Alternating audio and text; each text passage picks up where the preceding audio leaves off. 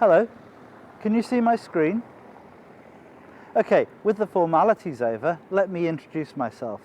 I'm David Martin and I'm a senior lecturer in life sciences at the University of Dundee, one of the best places in the UK for studying biological sciences. In this video, I'm going to give you my top teaching tip for online engagement.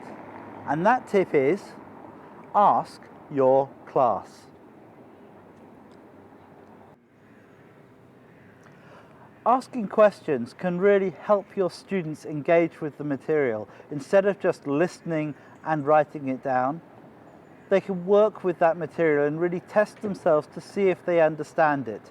And as a lecturer, you can also assess whether the students have learnt that material. However, there are some ways of asking questions that are better than others. If you were to ask a question verbally, just like in a lecture, and expect the students to respond verbally, then you may be waiting some time. Students don't like putting their hands up or interrupting a lecturer to ask questions. And so when that question is asked, the answers can be scarce and very slow to come. Asking verbally and expecting questions through a chat can work really well for small groups. However, if you've got a large class and you ask a simple question where everyone can respond, then very rapidly the notifications become unmanageable. Some video software will allow you to put up polls where you can ask a quick off-the-cuff question and see how many students respond with each particular answer, and indeed how many respond at all. Now, I find students really like this. It's anonymous, it's quick, and it's very simple. You can do it straight off the cuff, but it only gives you a very tiny view into what students really understand. If you want to be more sophisticated, you can use more advanced software that lets you pose multiple choice questions or word clouds or similar things. And there are plenty of software packages out there that can do this. Now, I'm not really much of a fan of those because they tend to be inviting students to recognize the correct answer rather than really know and understand it.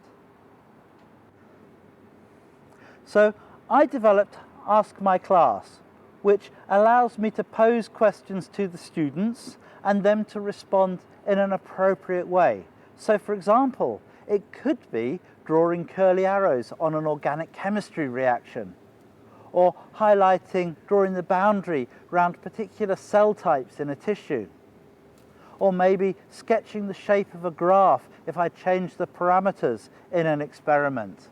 All of these things that we used to be able to do in small group tutorials, but which a multiple choice question just cannot really get students to engage with.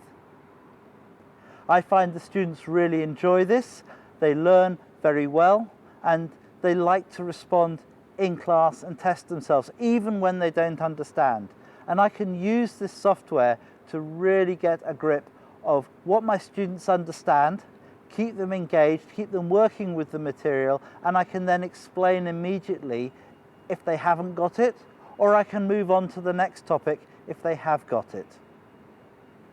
So that's my top tip. Ask your class questions, whether it be through a poll. If you want to use the chat, that's great, or using specialist software such as Ask My Class. It really helps you keep the students engaged and assess what they know and how well they know it. Bye!